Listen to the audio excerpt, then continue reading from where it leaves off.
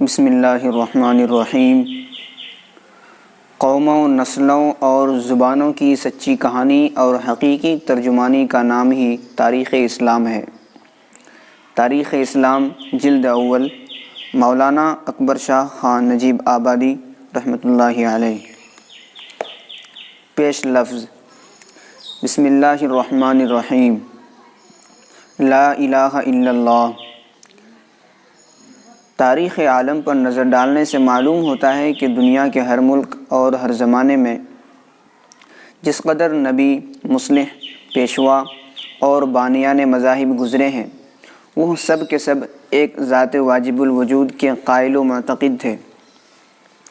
اور سب نے اپنی اپنی جماعت کو ہستی باری تعالیٰ کا یقین دلانے کی کوشش کی۔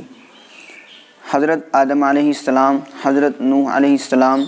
حضرت ابراہیم علیہ السلام، حضرت موسیٰ علیہ السلام، حضرت محمد صلی اللہ علیہ وسلم کے زمانوں میں اگرچہ سینکڑوں اور ہزاروں برس کے فاصلے ہیں، لیکن سب کی تعلیم میں توحید باری تعالیٰ کا مسئلہ مشترک ہے۔ کرشن جی، رام چندر جی، گوتم بدھ اور گرو نانک ہندوستان میں ہوئے، کیقباد و زرتشت ایران میں گزرے، کنفیوسس چین میں، حضرت لقمان یونان میں، حضرت یوسف علیہ السلام مصر میں، حضرت لوط علیہ السلام شام و فلسطین میں تھے، لیکن توحید باری تعالیٰ کا عقیدہ سب کی تعلیمات میں موجود ہے۔ دنیا کے تقریباً تمام آدمی، بچے، بوڑھے، جوان، عورت، مرد، عیسائی، یہودی وغیرہ اللہ تعالیٰ کو مانتے ہیں، یا صرف چند جو کسی قطار میں نہیں آ سکتے۔ ممکن ہے ایسے بھی مل سکیں جو اپنی زبان سے خدا تعالیٰ کا انکار کریں، مگر دل ان کے بھی ہستی باری تعالیٰ کے اقرار پر مجبور ہیں، اور ان کو بالآخر یہ ضرور تسلیم کرنا پڑتا ہے کہ یہ سلسلہ علل و معلول کسی مدبر بالارادہ کے تحت چل رہا ہے۔ اسی مدبر بالارادہ ہستی کا نام اللہ تعالیٰ ہے۔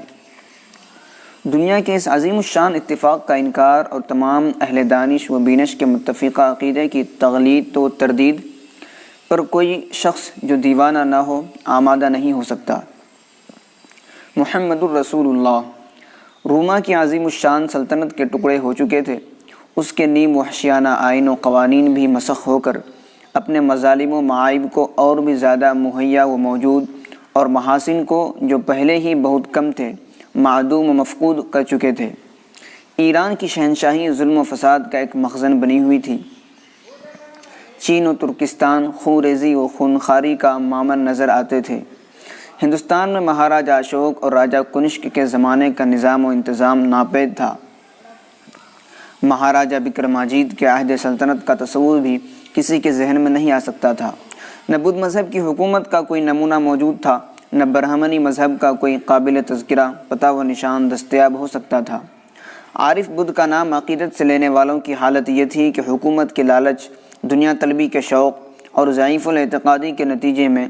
سخت سے سخت قابل شرم حرکات کے مرتکب ہو جاتے تھے۔ شری کرشن کے نام کی سمرن جپنے والوں کی یہ کیفیت تھی کہ اشرف المخلوقات کو نباتات و جمادات کے آگے سر بسجود بنا دینے میں ان کو دریغ نہ تھا۔ یورپ اگر ایک بیابان گرگستان اور وہاں کے باشندے حیوانوں سے بھی بدتر خون آشام و مردم کش درندے تھے، تو عرب تمام عیوب و فسادات کا جامع تھا، اور وہاں کے باشندے حیوانوں سے بھی بدتر حالت کو پہنچ چکے تھے۔ غرض کہ دنیا کے کسی ملک اور کسی خطے میں انسانی نسل اپنی انسانیت اور شرافت پر قائم نظر نہیں آتی تھی، اور بحر و بر سب معاف ہو چکے تھے۔ ایسی حالت میں جبکہ تمام دنیا تیرہ و تاریک ہو چکی تھی، ہندوستان والوں کا فرض تھا کہ وہ گیتا کے 4 باب میں شری کرشن مہاراج کے اس ارشاد پر غور کرتے کہ اے ارجن، جب دھرم کی ہانی ہوتی ہے اور ادھرم بڑھ جاتا ہے، تب میں نیک لوگوں کی رکشا کرتا ہوں اور پاپوں کا وناش کر کے دھرم کو قائم کرتا ہوں۔ ایران والوں کا فرض تھا کہ وہ شت وخشور زرتشت کے ارشادات کے موافق کسی رہبر کی تلاش میں نکلتے۔ یہودیوں کے لیے وقت آ گیا تھا کہ وہ فاران کے پہاڑوں کی چوٹیوں سے روشنی کے نمودار ہونے کا انتظار کرتے، اور معماروں کے رد کیے ہوئے پتھر کو کونے کا پتھر بنتے ہوئے ضد اور انکار سے باز رہتے۔ عیسائیوں کا فرض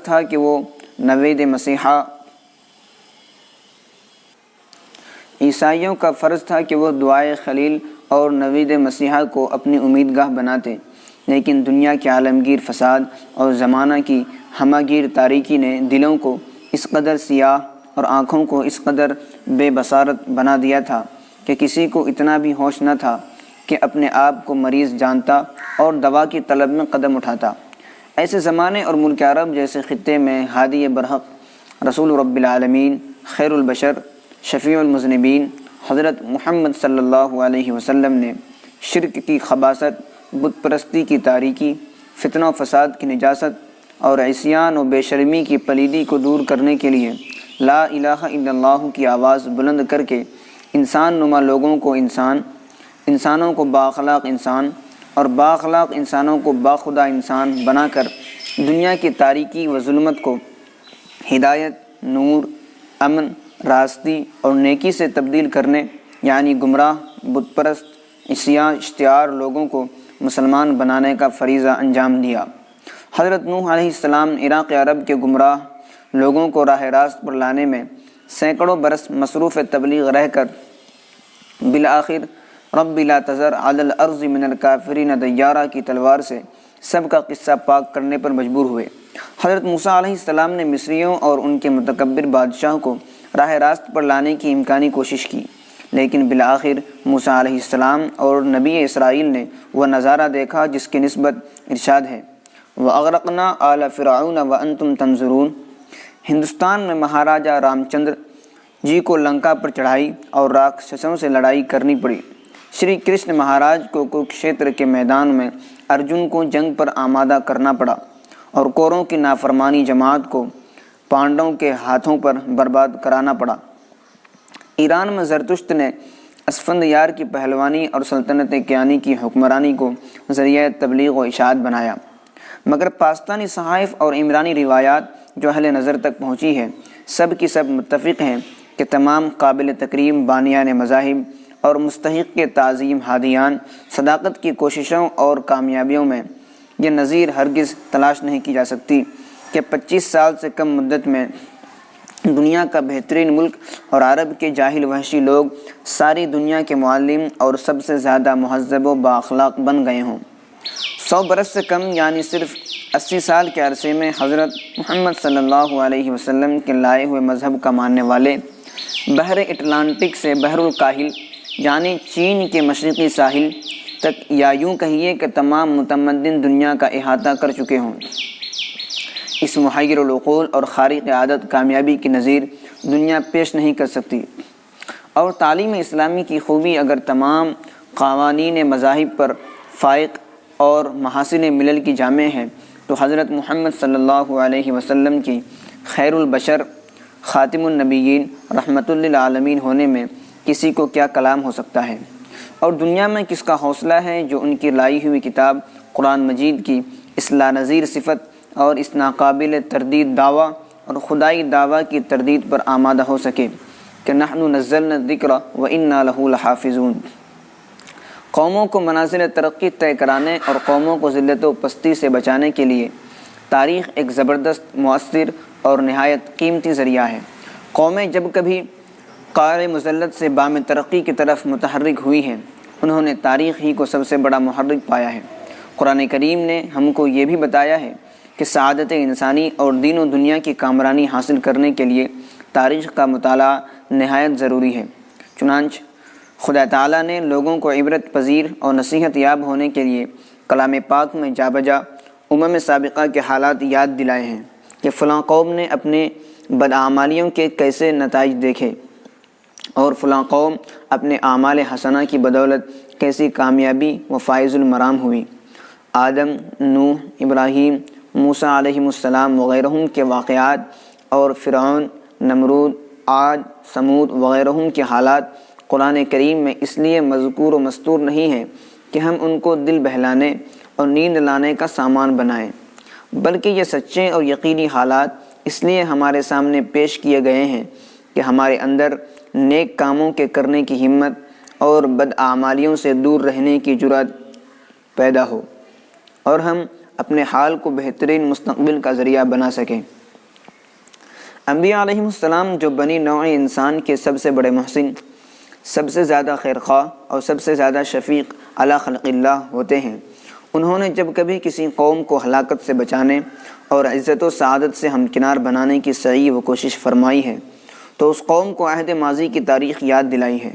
دنیا کے بڑے بڑے لیڈروں اور ریفارمروں میں کوئی بھی ایسا نظر نہیں آتا جس کو حالات رفتگاں اور واقعات گزشتگاں کے مطالعہ نے محو و مدہوش اور از خود فراموش بنا کر آمادہ کار اور مستعد